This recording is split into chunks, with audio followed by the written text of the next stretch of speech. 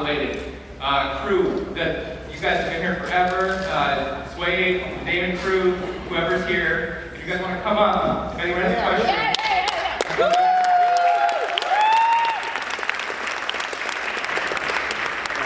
If no one has a question, though, we can just go hang out too. That's also cool. But so episode 10 was a little heavier than many of the previous episodes. And I tried to not make it that way, but it's what it wanted to be. Here we have Scott Hall, Eric Staves.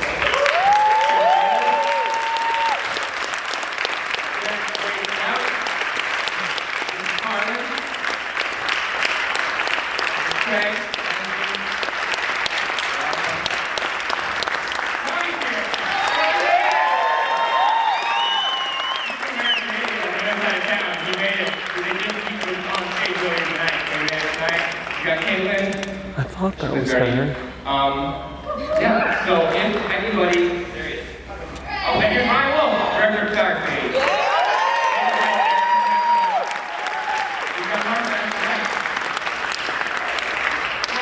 Congratulations. Thank you, Martha, for being the first donor ever to the campaign of the Platoon Club. You're amazing.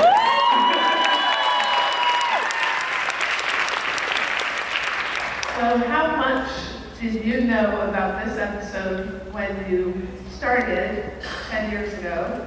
And what is different than what you originally conceived? Sure. That last little bit where we were all together on the roof with a new name for ourselves is what I knew. I knew this was the entire series was an origin story. I knew we all had to use our powers together at the end. I didn't know how it was going to work, but it ended up working out really great. And everything changed a lot. We were supposed to be done in like a couple years. Every episode was supposed to be 10 minutes, and when people started coming out and giving us money to do this thing, I really didn't want to let anyone down, and I really had to step up my game. I mean, you're light. Yeah, that's thank you, Mark. That's the only thing I knew was that we would end with a title card for a new show, which is we're all doing other stuff, but it's been an amazing time, which is like it's an origin story. You can have this report. I guess my question is for Jake. Do you think there's any room for any like side pops? So much involved, but some of them getting covered or kind of plot points that were added. What the Damon Crew spin-off is a big thing. I only ever thought of one thing that I thought could be like a little internet spin-off. And I thought the Super Sorority would make a good show. I say on camera in episode 5. That's I say something about that's a good show. That's character. There's. You promised me my own show. I think you could do an entire series about the crazy taco man.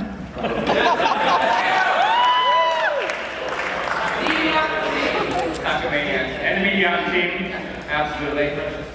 Precious moments. Okay, so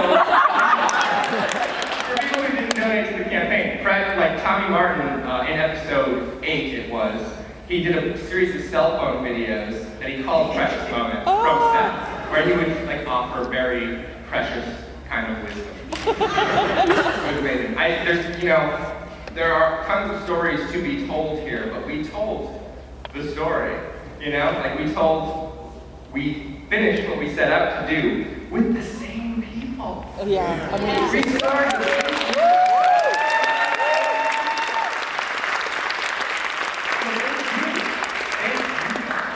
That's amazing. So I've watched since episode 1, and I found out about the show from Craig on his YouTube channel. What is that channel again? Easy waiter.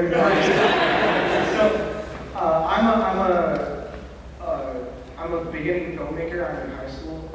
So like, what would you say, the words of wisdom, and like, if you're gonna set out to do something big like PoPS, like, what is the mindset that you started out? I've been asking a lot of questions, and you started a very popular channel called Weeks Later. What's your advice? For something like, I would say, don't hope or expect to make money. You have to love to do it. That's obvious. That's the reason we're standing here, is because we love this show, and that's the main driver of all of this. So yeah, that's basically it. I think if you want to do it, you have to. That means you probably love it, so you just start making things. That's pretty much it. And yet we have people who like do this for a living. Like we have actors who, you know, make money doing plays. We have like Ryan has been living the freelance life for years, like making video, making content. The Good Stuff is another show. You check it out. Have it.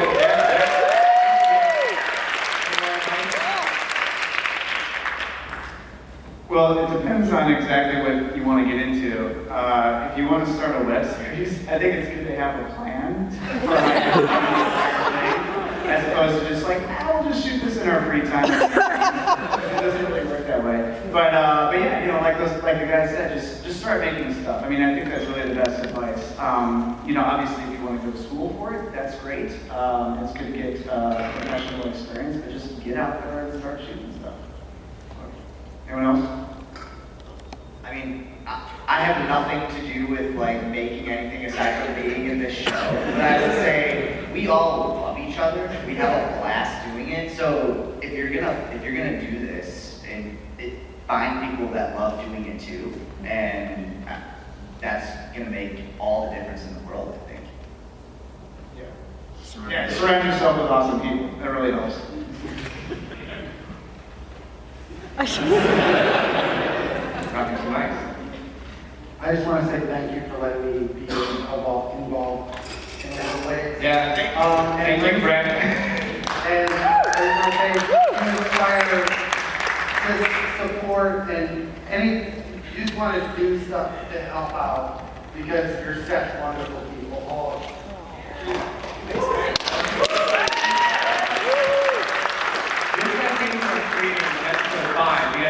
Episode 6, we had a screening, and then he like just kind of hung out, and then he started coming to set all the time. He did all these behind the scenes videos.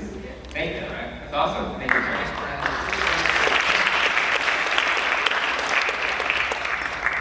So I don't know if you would have an answer to this question, but I was wondering if you had any idea what Pentameter was thinking. There it is. There it is. Can you know what an animal is thinking? Can you know the depth to what Ryan has an answer? Okay, look. Okay.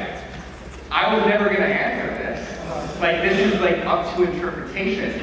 But I've had a couple beers. Can you guys see this in the music box theater, okay?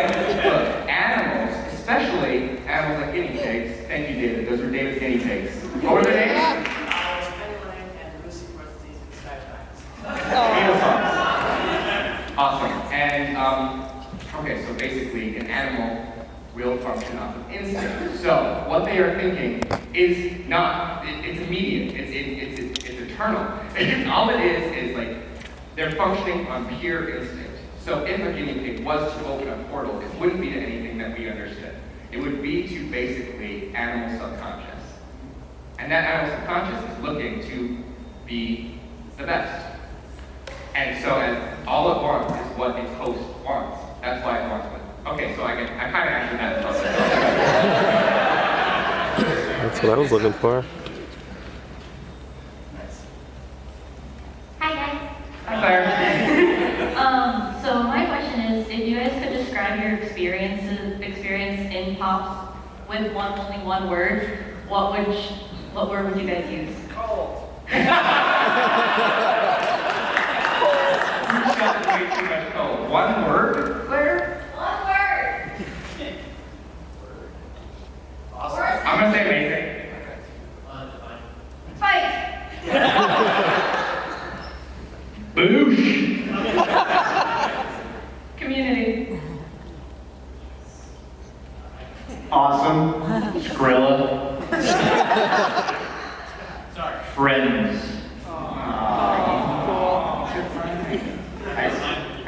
friends too. Scrum trulescent. I'm gonna stick with cold. Off a cold, off of long. Hi, Jake. Hi, Dave. Hey, Dave. Hi there. I want to say it's been a thrill. I know 1, 2, 3, 4 people that were in my TV production class a long time ago. And who knew? Teachers.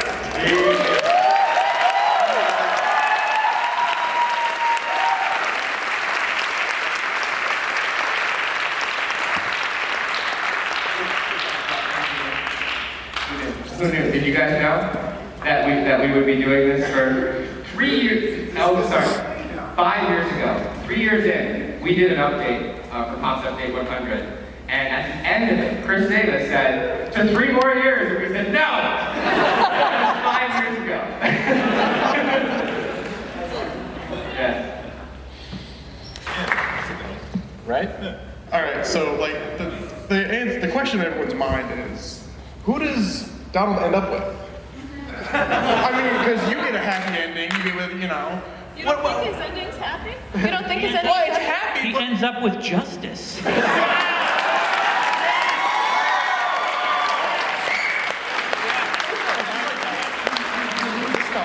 who you know? How long were you planning to say that for? Were you planning that? No, that was on the spot. Also, he did drive me home, so. Yeah. It's a budding friendship right Who there. knows? Who knows? Yeah. Alright, first off, thank you. And secondly, Jake, what's next? Okay. Yeah, it's a very good question. Next is actually, tomorrow I have to edit an update for the channel. And then next week this goes up on YouTube. And then 2 months after that, probably all of the donation gifts from the campaign will have gone out. So next is finishing PoPS for the next couple months. And after that we're gonna see. After that we're gonna see. I've got a couple things that I like the idea of, but nothing definite so far. But I appreciate the enthusiasm.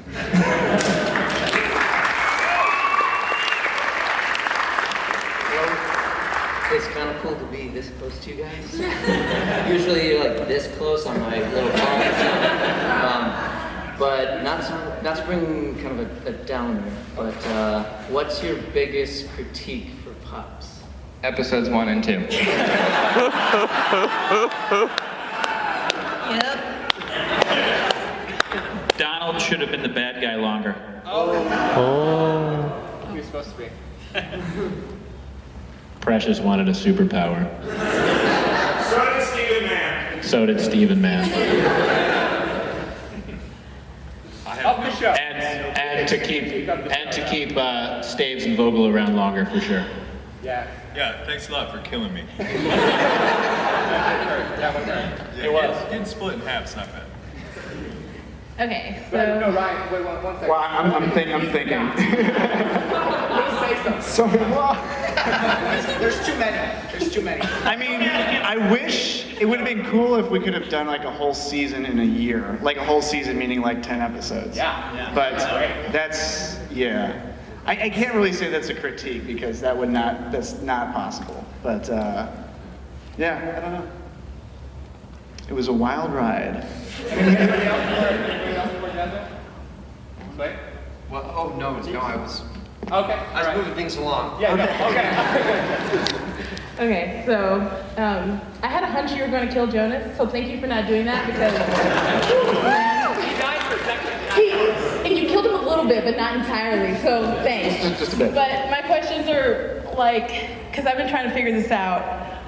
How is Virginia not insane, and how are you not insane, Jonas, and what was his moral compass?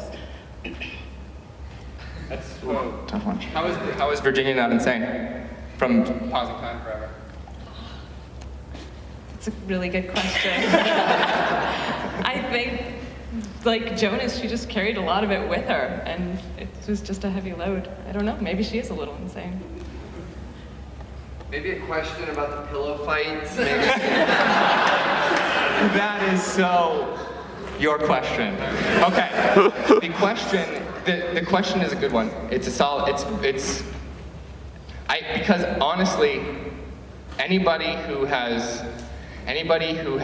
lost someone important to them knows that life just keeps happening, and you just keep moving forward, and that's all you do. Jonas clearly has spent a lot of time convincing himself not to go forward, and there's always something that you can hope for, and that is how they continue to go on.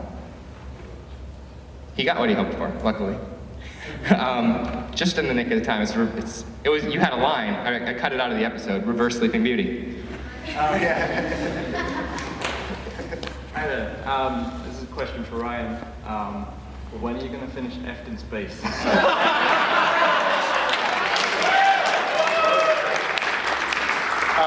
That's a great question. The entire thing is shot. He asked me about that, and I told him to ask you. I didn't know he was Oh, really? now. Oh, okay. I mean, I feel like it's a little off topic, but I'm more than happy to answer. I'm actually working on it right now. So, yeah, we shot all 8 episodes. It's 3 years ago. Like 3 years. I know. It takes a while to make a web series. Yeah,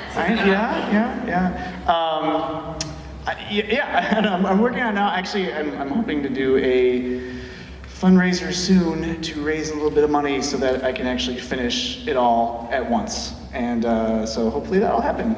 We'll see. No promises. Okay. We got a couple minutes left. Rocky IV is screening at midnight. Whoa, cool. Stick around. Yeah. Hi, my name's Haley. 1 second. That's fine. There it is. Somebody brought it to him tonight. Yep. That's amazing. Are you going to shoot electricity? Hi, my name's Kaylee. I was just wondering, since 10 was such like a darker episode, like why did you decide to do that, and like how did you tell that story without being like insensitive? Well, okay. Every time a series ends, the last episode is always such a tough deal, and all I really wanted to do was kind of take where we were. I knew that Jonas would be able to get rid of the thing out of his head because of the way that he can control matter. So he needed to have that journey. But everybody else needed to, Donald always wanted to do his thing. We needed to resolve the Fox 4 thing. All of these things just came out of the previous episodes, and unfortunately, it all came from a place of various characters' pain. So I tried to keep it, honestly, after we shot the scene in the Mexican restaurant with the 4 of us around the table, just talking like Pops, I was like, that is so nice after everything that just happened. That's what I wanted. That's Pops to me, is just casual conversation about ridiculous stuff. And so the Mexican restaurant scene was 12 pages long. It was 12 pages of dialogue. You're not supposed to do that, but I couldn't cut it because of how awesome these guys are. So I didn't mean to do it. It had to happen. That's what you said this whole time. Yeah. Jake, didn't you tell me at one point there was an ending where Donald and I were gonna have a big... No, I told you. No, don't leave, Shay. I told you that it was you and me. I told it was you and me facing off. And the creature in you and I did face off. I got to chop your head off anyway. Yeah, so you did. You always do. Sir? What are some of the best ideas that never made it into the show? Did I tell you guys anything that you did not end up seeing on the screen? You didn't tell us anything. Yeah, you kept things pretty Kept it secret. all going on. I got one. Yeah. Unfortunately, there was more with John Crosswain. Yes. There was a story with, what was his? 10. Yeah, we had, originally in the original script, we had more with 10 in episode 9. Yeah, 10. 10 was the thug from 8. Yeah. The higher thug, And there was more story with him in episode 9, but unfortunately he had to move and there were some timing complications. And that was actually a really cool story that I think we're all very excited about. It ended up pretty awesome still, but that would have been cool. 1 second. Just got the... there was only one thing, because that happened, we got to see so much more from Danny, and I'm so happy That's about true. that. Yes, that's true. Because you were awesome in episode 9, sir. Incredible. However, there was one thing that was cut out because we lost Crossway, and he was so ticked off when he was leaving everybody, and we got to take off because Record 4. But he said, as he was leaving, he didn't want anything to do with it. After Damon got shot in the head, because Damon was always going to get shot in the head in episode 9, he was like, you guys are ridiculous. Danny, don't give him my number. And that lies we lost. But other than that, yeah. Thank you guys so much for coming here.